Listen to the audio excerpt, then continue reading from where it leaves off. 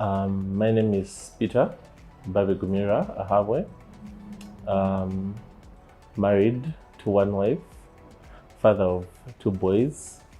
One is making 3 in September, and then the other one is making 6 on the 4th of July. I'm a Christian, raised Catholic, born again Catholic. For work, I save the world. I don't know.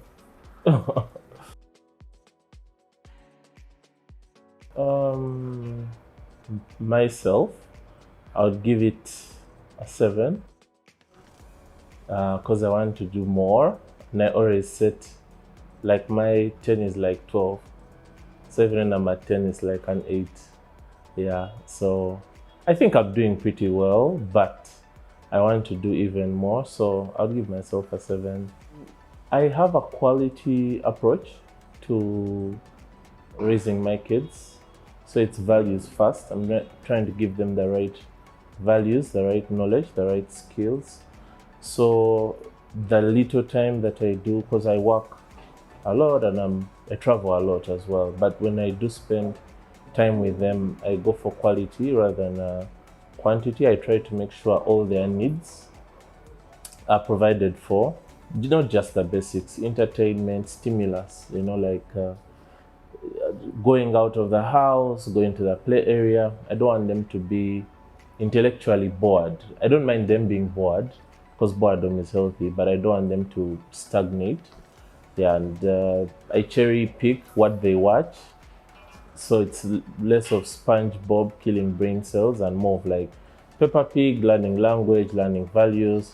So even the shows they watch, I try to curate to make sure that everything is like a learning experience for them. And I try to make sure they get more of experiences, and I give a lot of lectures. Depending whether or not they understand, I'm always lecturing them rather than like disciplining. I first give like the long talk, yeah. For me personally, I think no. I just think some people, because of our inherent love languages, there are some people you vibe with more easily. But how you know is like when that other person who you might not vibe with isn't there, do you miss them as much? You do. So I think it's like there are kids who are easier to deal with, but I don't think there is really such a thing as favorite child, because as a parent, any of your children, no matter how much they irritate you and drive you crazy, when you narrow down on them and they tell you someone hit your kid, you don't go and rank and say, well, if they hit the other kid, I'll be like this angry and then this. No, like they touch your kid, they have touched your kid. Yeah, so I think it's just that sometimes you vibe more and it's easier to love certain kids.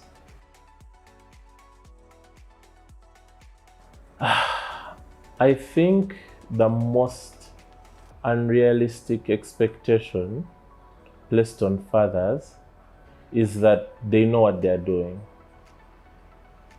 That's the like craziest expectation. Because if you look just historically, where are all the men? I mean, my dad's dead, my mom's alive. For so many people, that's the reality. So where do you expect this guy to pick up the knowledge and the skills? Look at his friends. They are not billionaires. So how is he supposed to know to make money, right? They don't have like PhDs. So people have expectations that men will just figure it out. Like, and if it's not working, he's slacking. They never think, is this guy actually equipped to do what I'm expecting him to do? I think that's the most unrealistic thing for me.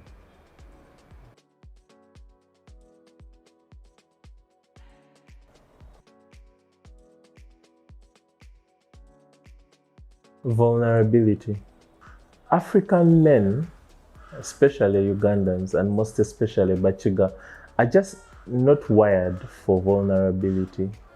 But it's something which my wife helped me get more into.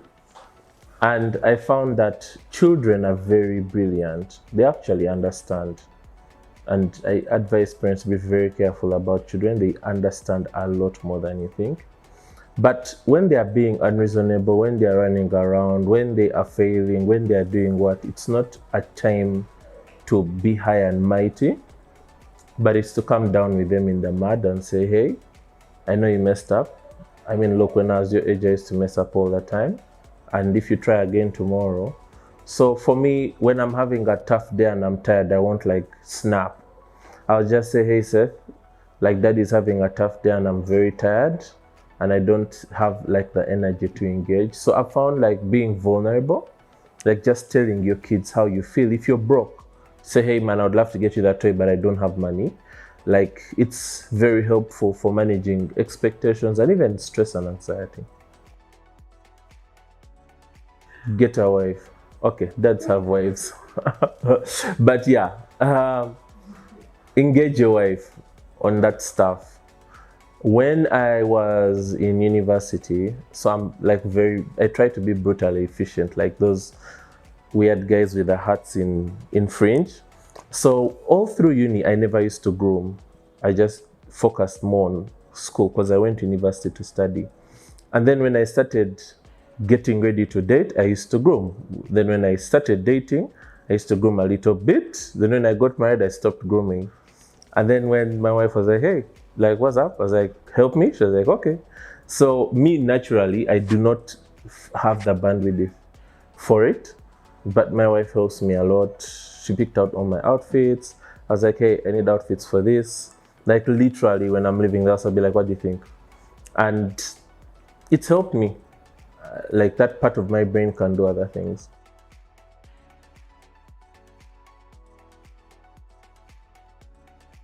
So I think it has a bit to do with the work I do because I meet a lot of people every day, and a lot of my work, people need to trust you, and that means appearance and your impression. The branding tip was something about having a personal uniform or a personal brand.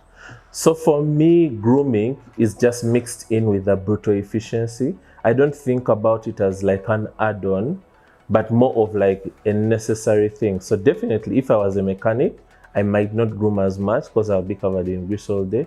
Or if I was working in a lab and I was wearing a lab coat all the day, I wouldn't groom as much. But because of the work that I do, I try to make sure that I fit into the place, and the people who I meet every day, they groom. I mean, they cut their hair, they wear suits and all that. So my wife might give me the tips, but it's the delivery and the follow through always comes down to me. So I think it's establishing a personal brand and a personal uniform. I'm not telling people need to wear suits all the time, but even if you're a mechanic, make sure your overalls are clean, your hair, you look nice. When someone brings their Benz to you, they don't need to think this guy is going to run away with my keys, right? They need to know that, oh, well, this guy looks like he looks after himself. Maybe he won't steal my car. So I think it's like, don't think of it like this extra thing babes do or people who are single do, but more of like, it's a part and parcel of my personal image or brand, and I need to keep up.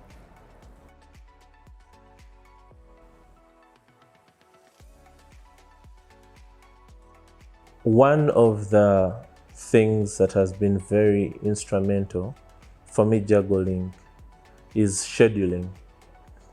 Whether it's my personal life, whether it's my work life, it's all scheduled down to a T.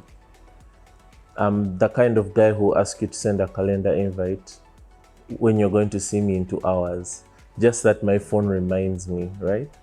So I work as an epidemic intelligence analyst at the Ministry of Health, Public Health, Emergency Operations Center. So basically what we do is just monitoring trends and looking out for if there are outbreaks starting. Think of them like baby pandemics, like when they have really, really just begun. And I specifically focus on the deliberate ones, so more of like if terrorists went and started making people sick, or if they wanted to rob labs and get, like if you had in Sudan when they took over a lab. So that's the kind of stuff I'm trying to work on.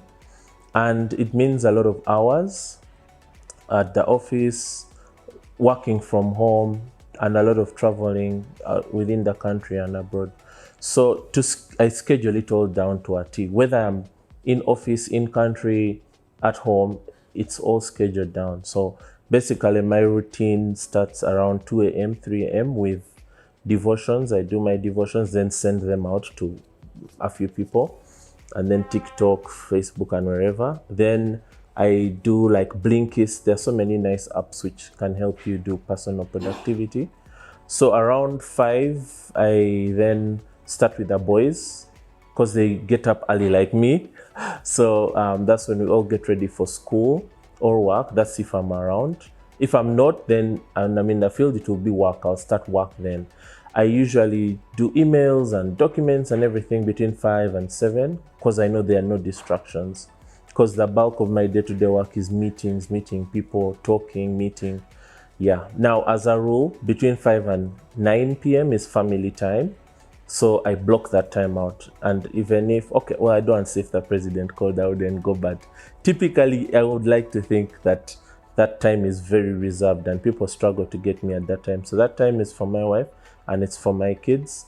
I try, as when I'm here, I do that. And if I'm not here, I at least call. If I don't call, I leave a video, especially when we have time zones up at 6, 7, 8 hours. So, and then go to bed at 9, wake up at 2. Whether I'm in Ugandan time zone or not, it's like whether it's a Saturday, whether I'm on holiday, I'll be up by 3, by 2. Yeah, so when you schedule your life down and you plan and you have appointments for everything, you learn to value your time. People learn to value your time as well, and you learn to value other people's time.